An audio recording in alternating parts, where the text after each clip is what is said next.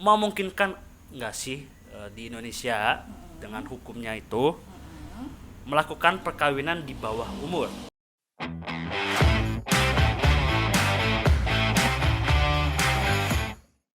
Kembali lagi di Hits Hukum Itu Tentang Semua bersama saya Antonio Bagas. Dan saya Dia.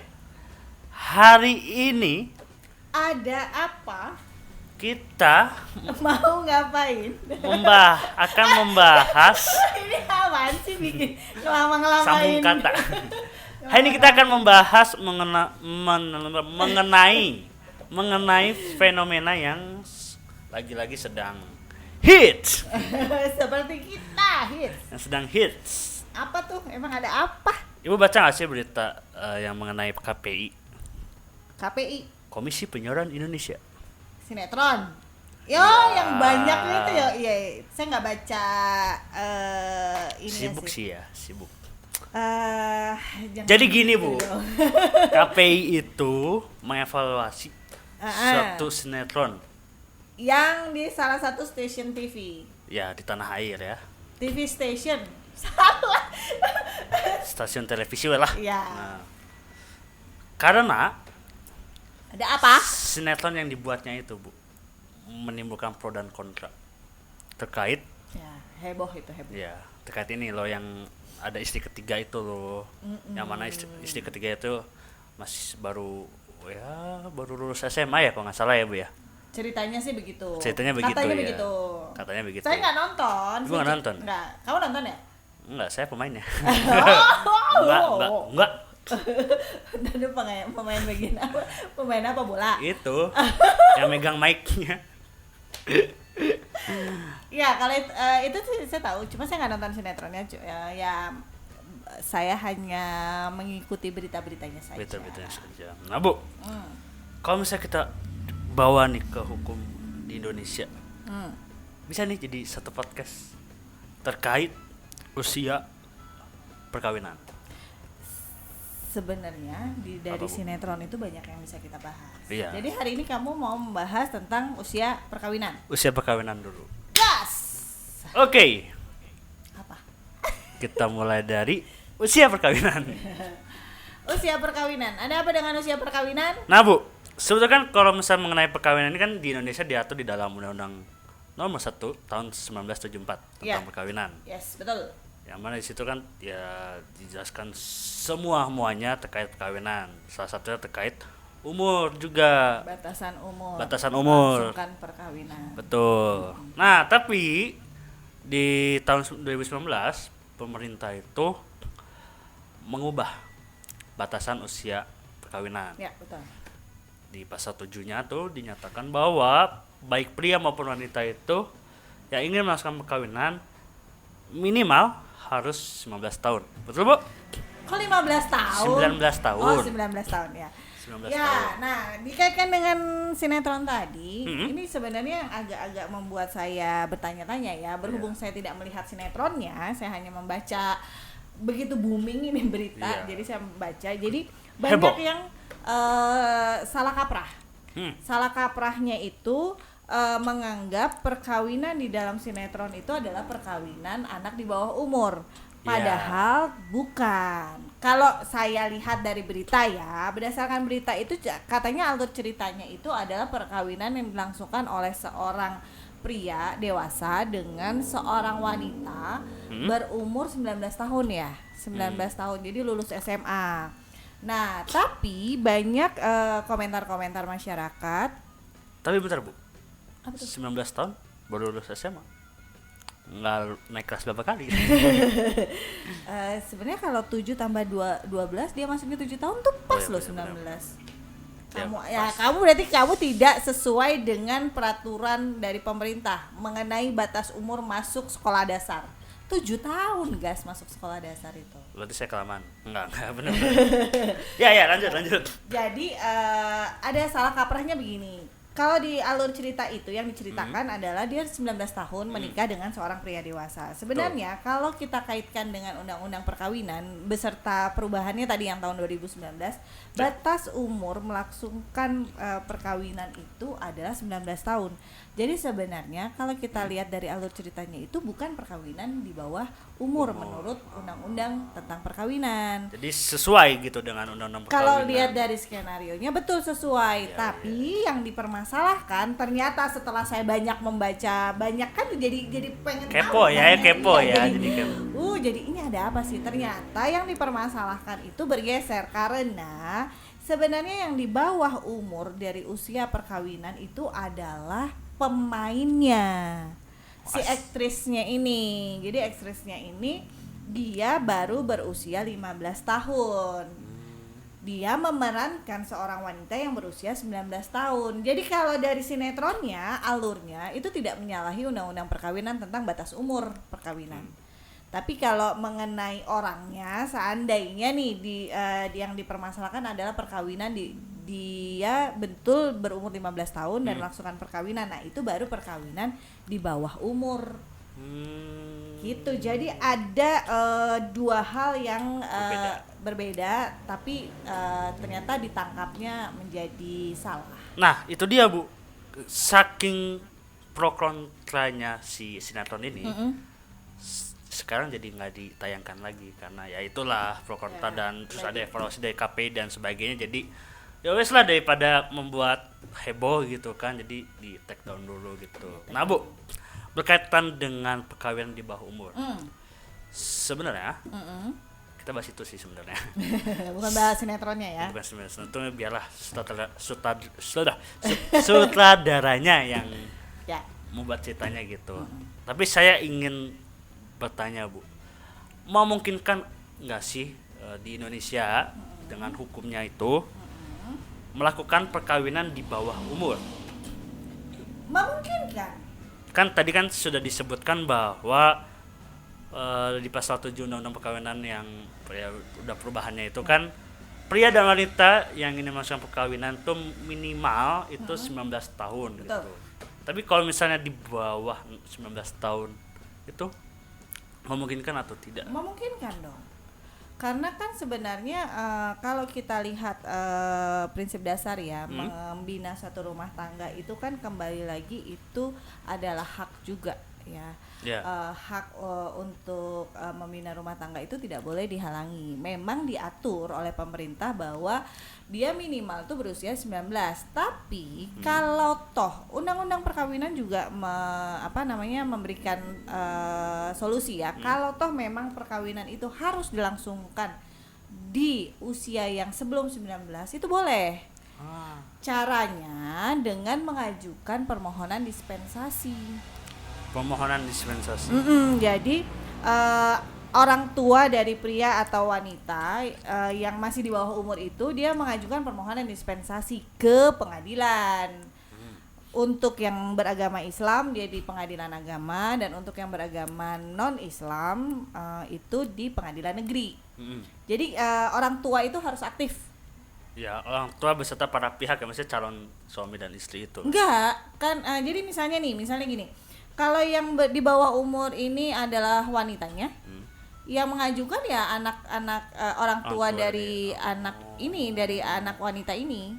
Jadi dia mengajukan permohonan, tapi lagi-lagi ya permohonan itu harus diajukan berdasarkan bukti-bukti juga, harus didukung oleh bukti-bukti. Dan alasannya itu alasan yang nggak boleh yang pengen aja gitu, nggak boleh karena yang mendesak ya. Nah, harus ada alasan yang mendesak. Nah, alasan mendesak itu dibuktikan dengan berkas-berkas atau saksi-saksi yang mendukung permohonan itu. Berarti Bu, kalau misalnya kita ingin mengajukan permohonan dispensasi itu kan dari salah satunya dari tadi kan orang tuanya yang aktif dalam mengajukan permohonan dispensasi. Tapi di satu sisi dari calon mempelainya kita atau mungkin salah satu calonnya yang belum berusia 19 tahun itu juga harus istilahnya sepakat gitu kan, maksudnya tidak terpaksa gitu untuk melakukan perkawinan itu sendiri gitu. Kalau itu kita bicara tentang hak ya, kita bicara tentang hak. Namanya perkawinan ini kan hak sebenarnya. Yang namanya hak itu kan artinya kembali lagi apakah hak itu akan digunakan apa tidak. Betul. Nah kalau misalnya anak ini kan kita bicara soal anak ya, karena kalau misalnya undang-undang perkawinan di bawah 19 itu artinya masih anak gitu ya. Nah kalau anak ini memang dia setuju, dia memang mau, dia memang menyadari betul bahwa perkawinan ini dilakukan dengan kesadaran penuh tanpa paksaan, ya it's okay. Tapi yang menjadi salah kalau anak ini nggak mau, sama sekali dia tidak mau melakukan perkawinan gitu ya, tapi ternyata dipaksa oleh pihak-pihak tertentu, baik itu keluarga atau bukan gitu ya. Artinya dia dipaksa untuk menuju gerbang perkawinan tanpa kesadaran dan ketidakberdayaan untuk menolak, itu yang nggak boleh. Nah sebenarnya yang perlu dipahami ini sebenarnya kan pemerintah nggak tiba-tiba dia bilang 19 tahun itu adalah usia yang pas, nggak itu juga. Jadi pokoknya 19 tahun, pemerintah nggak begitu. Jadi pemerintah ini punya pertimbangan-pertimbangan. Nah misalnya salah satunya pertimbangan adalah memperhatikan hak anak untuk mengenyam pendidikan. Pendidikan ini kan ditetapkan 12 tahun kan, pendidikan dasar. Iya betul. Nah jadi maksudnya kalau kita lihat dari sistem pendidikan kita itu kan ada batas masuki usia sekolah itu artinya sekolah dasar ya, itu kan 7 tahun. Nah kalau hitungan normal 7 tahun ditambah 12 pendidikan, 12 tahun berpendidikan itu kan jadi 19.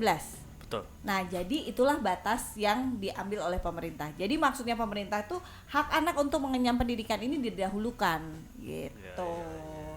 Jadi alasan pemerintah menetapkan 19 tahun itu salah satunya itu supaya anak itu dapat mengenyam pendidikan secara penuh gitu ya. Ya, pendidikan dasar yang memang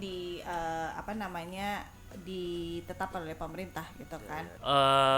Berarti Bu, dengan umur 19 tahun itu kan berarti juga dilihat dari kesiapan baik psikologis maupun fisik gitu kan. Yes. Kalau misalnya sebelumnya itu kan pemerintah menetapkan wanita itu kan minimal 16 tahun ya. Iya. Karena kalau misalnya dihitung-hitung juga kan, kalau misalnya 16 tahun itu kan masih dalam usia mengenyam pendidikan gitu. Iya, karena kan tadinya kan pemerintah ini kan pendidikan dasar 6 tahun tadinya. Terus itu kan sekolah dasar. Terus kan pemerintah mau naikin lagi nih pendidikan itu harus sampai ke SMP. Ya, di level SMP awalnya begitu, lalu naik lagi sekarang. Jadi maksudnya pemerintah ini ingin meningkatkan taraf hidup masyarakatnya melalui pendidikan itu sampai SMA. Jadi itu tadi 7 tambah 12 ya akhirnya 19 gitu. Jadi maksudnya boleh kawin tapi lulus dulu SMA gitu. Tapi kalau toh memang tadi ada dispensasi, ternyata perkawinan sudah dilangsungkan dan itu yang melangsungkan dua-duanya happy gitu ya. Dia memang saya mau menikah, mau sama mau gitu mau sama mau, itu juga tidak boleh menghalangi yang melangsungkan perkawinan itu si pasangan suami istri itu misalnya dia di bawah umur dua-duanya itu melaksanakan pendidikan itu nggak boleh dihalangi. Jadi tetap harus boleh. Boleh. Tapi kan Bu, apalagi tapi di kehidupan nyatanya di prakteknya gitu ya banyak ya kalau misalnya ada orang-orang yang sudah menikah di umur kurang dari 19 tahun itu justru tidak melanjutkan pendidikannya. Sebetulnya itu kan agak keliru ya. Ya, kalau itu kan kembali lagi sebenarnya kan pendidikan, menikah, perkawinan ya. Karena di undang-undang kita adanya undang-undang perkawinan, bukan undang-undang pernikahan. Yeah. Mungkin ada bahasa dari agama tertentu yang memang ada membedakan perkawinan dengan pernikahan. Betul. Sedangkan kalau undang-undang kita itu perkawinan. Jadi gini, perkawinan, pendidikan itu sama-sama hak. Sama-sama hak. Jadi hak itu kan kembali lagi pemerintah inginnya hak itu digunakan oleh yang bersangkutan. Gitu. Ya, tapi lagi-lagi guys, kan kembali lagi ke pribadi masing-masing. Kalau dia merasa bahwa ya sudah saya memutuskan untuk menikah dan saya tidak sekolah, ya sudah, itu akhirnya kembali lagi sudah diberikan jalan menuju ke sana, ternyata tidak mau digunakan, ya silakan, itu kembali lagi menjadi keputusan. Tapi misalnya kalau misalnya saya ingin menikah, saya sudah mendapatkan dispensasi, saya menikah secara sah, secara agama dengan segala persyaratannya, tapi saya juga mau tetap sekolah, boleh banget, boleh banget, dan tidak ada yang boleh menghalangi. Ya, karena itu hak setiap orang. Hak warga negara itu ada di konstitusi. Harus dilindungi oleh negara. Nah Bu, tadi kan Ibu bilang bahwa kalau misalnya ingin mengajukan dispensasi itu ke pengadilan kan? Iya. Ya kalau yang Islam ke pengadilan agama, kalau yang non Islam ke pengadilan negeri gitu. Nah berarti tuh hakim harus melihat ya alasan yang mendesak atau misalnya alasan yang membuat hakim tuh jadi harus membuat dispensasi itu gitu kepada pasangannya. Iya. Ini terutama buat teman-teman yang tidak ada background hukum ya. Jadi kalau di hukum itu ada namanya permohonan, upaya mengajukan dispensasi itu dengan dia melakukan upaya hukum mengajukan permohonan ke pengadilan. Permohonan itu secara prinsip diajukan secara tertulis, guys. Jadi orang tua itu dia mengajukan permohonan tertulis ya, ada formatnya juga, artinya ada ketentuan dasar bahwa ada identitas, lalu ada alasan-alasan, lalu apa yang dimintakan gitu ya. Kalau bahasa hukumnya ada identitas, ada posita dan petitum. Ya, atau fundamentum petendi dan petitum. Jadi itu harus diuraikan. Alasan-alasan mendesak itu akan diuraikan di bagian positanya. Nah, lalu kan ada bukti nih yang diserahkan juga kan kepada hakim. Tuh. Nah, lalu kalau ternyata alasan-alasan itu dapat dibuktikan oleh orang tua yang anak yang ingin dispensasi ini ya, artinya pemohon tuh orang tua kan. Kalau itu bisa dibuktikan alasan-alasan mendesak ya, hakim akan menerbitkan penetapan. Ya, soalnya kan permohonan. Ya, betul. Hukumnya penetapan. Ya, permohonan produk hukumnya adalah penetapan. Jadi nanti akan ada penetapan dispensasi. Nah, penetapan itu yang akan digunakan, misalnya kalau yang diterbitkan oleh pengadilan agama, maka akan digunakan oleh teman-teman yang beragama Islam untuk melangsungkan perkawinan di KUA. Ya, baik artinya sah secara agama dan negara. Buat teman-teman yang non-Islam itu akan digunakan untuk mencatatkan perkawinannya di catatan sipil. Ya, jadi yang ada dispensasi itu perkawinan yang di bawah umur itu menjadi sah, baik secara agama maupun secara negara. Iya, karena agama bisa dicatatkan gitu loh. Kalau misalnya secara agama tentunya kan kembali lagi ke aturan agama masing-masing kan. Kalau misalnya dia sudah sah secara agama, ya perkawinan itu sah. Artinya bahasa agama itu tidak ada perzinahan ya. Itu sah, tapi secara negara itu menjadi tidak sah. Nah, dispensasi ini untuk mensahkan secara agama secara negara. Oke. Jadi bagi teman-teman yang masih ingin bertanya terkait usia perkawinan, ya batas usia perkawinan gitu, bisa langsung saja komen di YouTube kita. Yes. Atau mungkin sharing gitu ya, ada pengalaman atau mungkin ada kendala atau mungkin sudah berhasil melakukan dispensasi, atau boleh juga konsul bagaimana mengajukan permohonan dispensasi batas usia perkawinan. Boleh, kami siap membantu teman-teman gitu ya. Tapi jangan lupa untuk tetap saksikan kami dan subscribe lah ya. Subscribe, like, share. Ya. Jangan lupa juga klik tombol loncengnya supaya tahu kalau ada konten terbaru dari kami berdua. Terus tetap follow. Tetap follow kami.